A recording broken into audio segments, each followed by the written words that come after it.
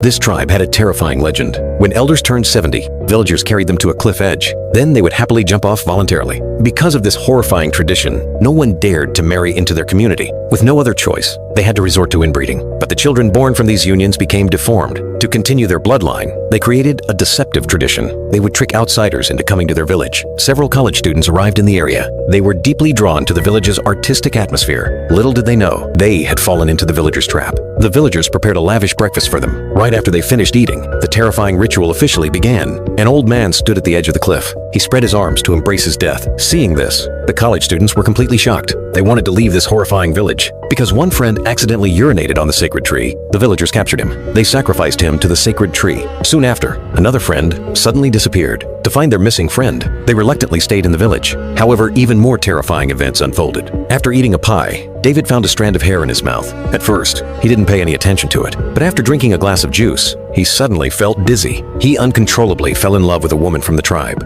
Following the villagers' guidance, he entered a strange room. Then the village elder released a certain scent. David instantly felt a burning sensation throughout his body. He then walked into a room full of women. Meanwhile, the female student also fell into the villagers' trap. She was surrounded by villagers. They lifted her on wooden boards. They treated her like the village queen. Only after she sat down would all the villagers sit. On the other side, after fulfilling his reproductive role, David was killed by the villagers. They moved him to a yellow house. All his male companions were there too, but they weren't alive anymore. Some had been turned into scarecrows. Others became beautiful vases. David suffered the worst fate. He was stuffed inside a large brown bear's body.